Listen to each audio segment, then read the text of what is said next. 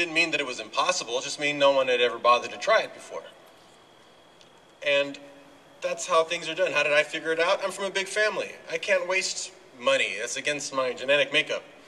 So I had to substitute money with creativity, and that's what made all the difference. So I had to make a movie in a way that broke the traditional mold and learn not to be a slave to tradition. Traditional thinking will hold you back. And after that movie won Sundance, that's when other people realized it could be done and they were able to follow and do the same. It seems very common now, people do that now, but back then it wasn't. But I had to be willing to ignore the rule book. You can't make a mistake if there's no rules. And if there are pre-imposed rules, break them. Those rules were made yesterday and the tide's already shifted today. So be ready and willing to break rules, make your own rules and break those too. Be ready and willing to fail. Failure is good. It means that you're seeking new ideas. Winston Churchill said that success is the ability to move from one failure to the next failure with enthusiasm. So yeah, get happy about falling on your face. Then turn that perceived failure into success. Now you may have heard several rumors, stories about how I ultimately financed Del Mariachi, all of which are not completely true. It was much worse than that. Since you're old enough now and graduating, I'll go ahead and fill you in some of the details of the horrors. Maybe that'll shock you into not wanting to take those jobs so that you can go do something else and not be a human rat like I did. Pursue your dreams. They wanted to test the new speed healer drug on me in exchange for $2,000. That's money that in my mind I had already spent on lights and camera and film stock. So how do they test an experimental speed healer drug on you? They wound you. Punch biopsies in the back of my arms. Speed healer on one side, placebo on the other. Then after several days, they go gouge out the rest of that section, sew you back up. Bad stitching job, by the way. Send you off with your cash. You learn a lot from that. What I learned was that I never wanted to do anything like that ever again. But it was a creative solution at the time on how to make my movie. But you see, there are no mistakes. You learn from everything. Was it a risk to put my arms in the meat grinder? Okay, it was. But it happened to pay off, big time. And that money allowed me to realize a dream. So you have to take risks. That will be your advantage. You're young, you're risky, be innovative, think on your feet. I'm going to give you a tip. How much did you get away with while you were here in the university simply by saying, well, I'm a student, I'm free to make mistakes, take the risk, try new things? How many times did you use that as an excuse? 100. Keep using it.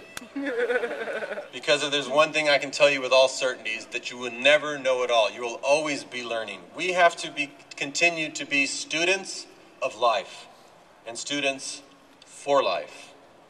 I didn't avoid getting my degree for 20 years just out of laziness. Okay, that was partly it. But I did it because I knew it was important to keep this mindset that my education would never be done, that I was in this to be a student for life. Technically, I'm a writer-director. People wonder why I also do other jobs, such as why am I the editor, the cinematographer, the composer, the producer, the caterer?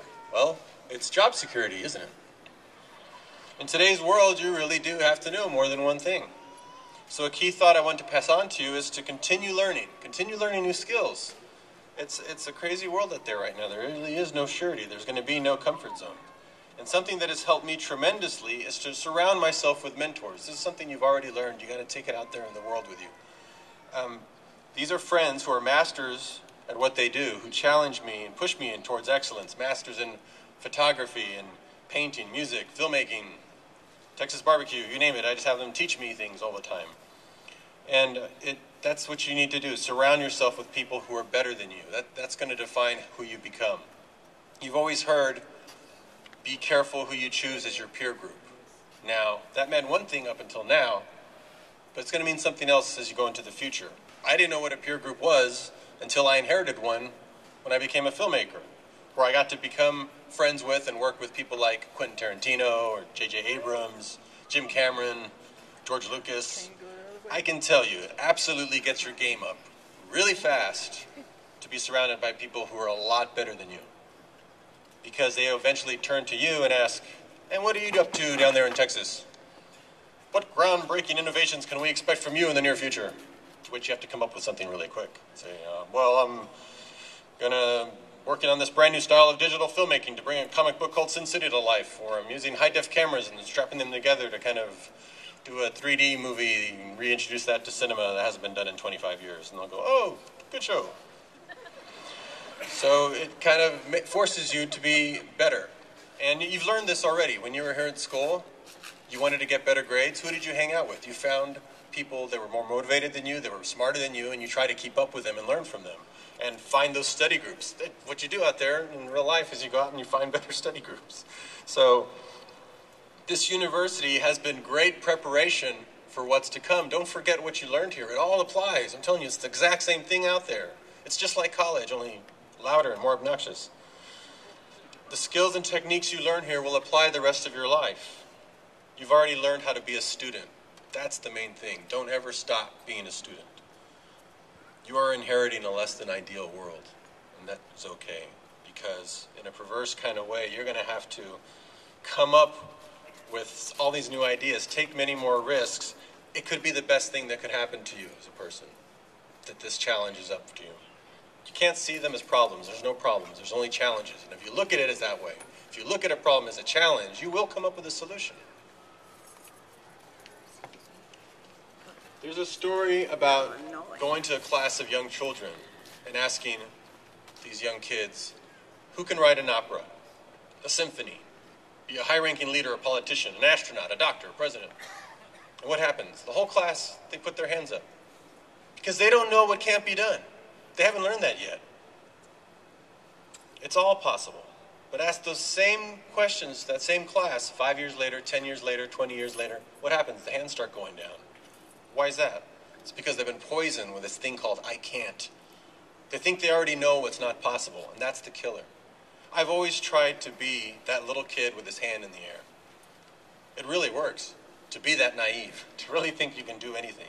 I risk signing myself up for jobs that I have no qualifications for whatsoever, but just had passion for them. And you figure out a way to do it. Before I knew it, for example, I was writing my own movie scores for a 100-piece orchestra, and I can't even read or write music. It's like there's always a way. You just have to keep your hand up. It's really that simple, that difficult, that simple. You can do anything. There's so much ahead of you, and your future, your ideal future, is absolutely something you can create for yourself.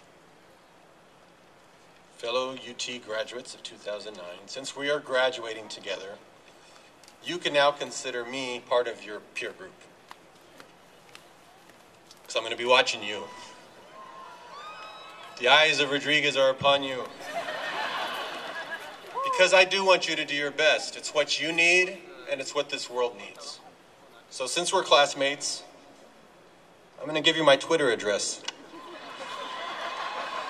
That way we can keep tabs on each other. I'll be updating it regularly. I hope to hear from you too. It doesn't have an O in it. It's just RDZ. This degree means more to me than any award, because an award is something that's given to you, and a degree is something you went out and earned. So, you earned it, my fellow graduates.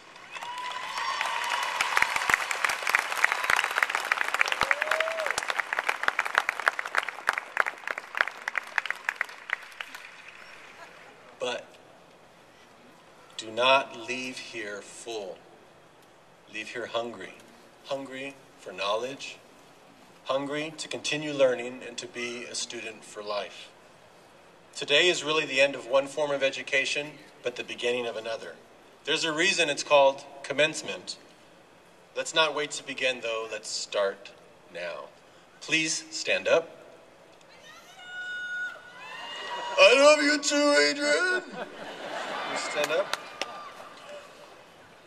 Who can make anything happen? Raise your hand. Keep it up.